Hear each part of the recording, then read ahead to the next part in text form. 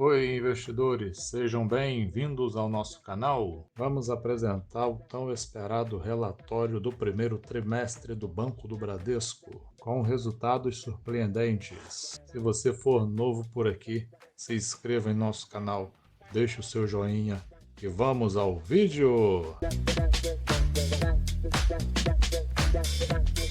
Fala, investidores! Eliésio aqui.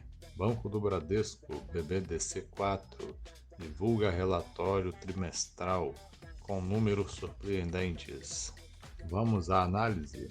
Anunciando um lucro líquido recorrente 168,3% superior ao último trimestre, a saber, ao quarto trimestre de 2022, porém inferior comparado ao primeiro trimestre de 2022. Em relação ao primeiro trimestre de 2022, ficou negativo em 37,3%, porém trouxe resultados muito bons em relação ao último trimestre, ao quarto trimestre do ano de 2022, que aparentemente o BBDC4 estava despencando e com esses resultados ele volta a dar uma suspirada.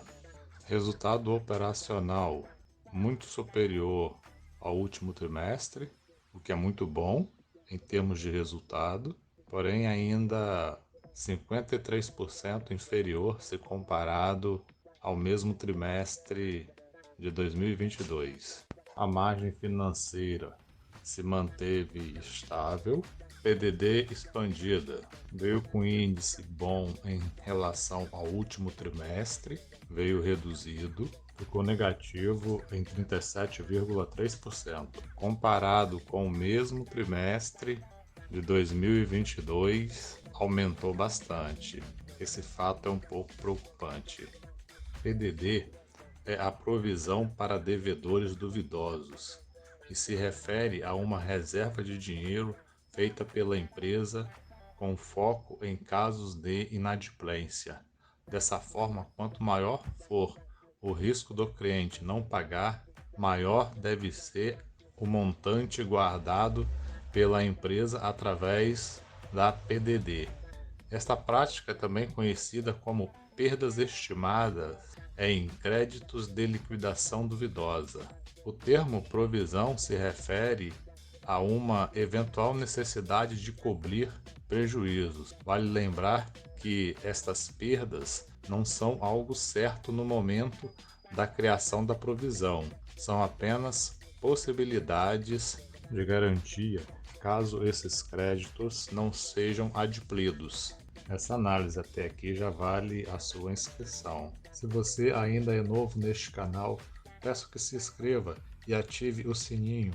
Despesas operacionais em relação ao último trimestre deu uma reduzida, aumentou um pouco em relação ao mesmo trimestre de 2022, o que está dentro do esperado, com essa crise econômica em que o nosso estado se encontra, aumento de tudo. Resultado das operações de seguro, tanto previdência e capitalização, em relação ao trimestre de 2022, teve uma alta em 11,7%. Balanço patrimonial, operações de crédito e carteira expandida, total de ativos, pessoa física, pessoa jurídica, patrimônio líquido se mantiveram estável, capital e liquidez se mantiveram dentro do esperado, rentabilidade e eficiência, retorno analisado sobre o PL médio.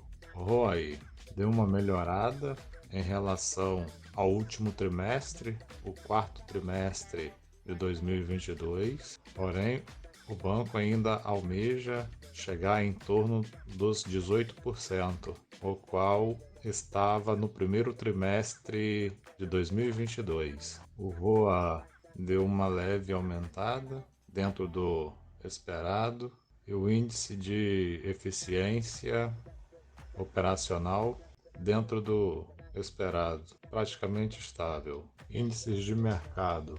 Lucro líquido recorrente por ação deu uma diminuída em relação aos últimos 12 meses, diminuiu também em relação ao último trimestre e em relação ao trimestre comparável, primeiro trimestre de 2022. Valor de mercado em relação ao último trimestre, quarto trimestre, em relação ao primeiro trimestre de 2022, deu uma diminuída considerável de 32,1%. Dividendos e juros sobre o capital próprio aumentou nos últimos trimestres em relação ao trimestre de 2022, aumento de 22,4%. Preço sobre o lucro se manteve estável. Índice da carteira. Esse indicador vai analisar o índice de inadimplência, que no último trimestre tem sido um problemão para o banco e só vem aumentando gradativamente. Em relação ao quarto trimestre de 2022, aumentou 0,8%. Em relação ao trimestre de 2022, primeiro trimestre, aumentou 1,9 pontos percentuais.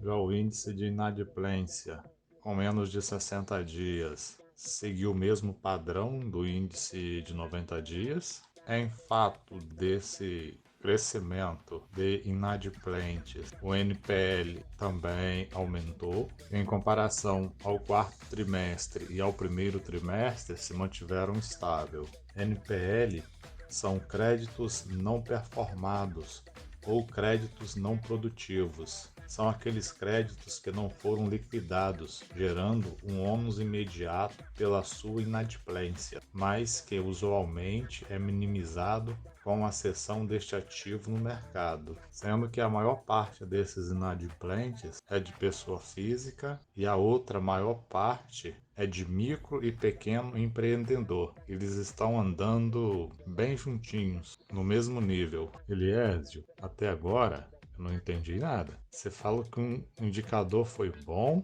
foi surpreendente, no outro instante já fala que foi ruim. Afinal de contas, foi bom ou foi ruim? Apesar de ter pontos positivos e pontos negativos que precisam ser melhorados, essa estatística foi muito boa. Nosso canal apresenta um vídeo em como investir em ações com pouco dinheiro.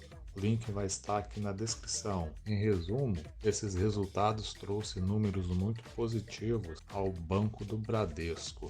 Teve um lucro líquido recorrente de 4,3 bilhões, 168,3% a mais do que o último trimestre. Teve um ROE trimestral de 10,6%, mais 2,9 bi de JCP, com payout de 71%, margem de cliente foi para 17 bi, mais de 7,3% em 12 meses, receita de prestação de serviço 8,7 bi, subiu um pouco, bem verdade, despesas operacionais 12,8 bi, 9,3% a mais nos últimos 12 meses, mas devido a essa crise econômica que estamos enfrentando.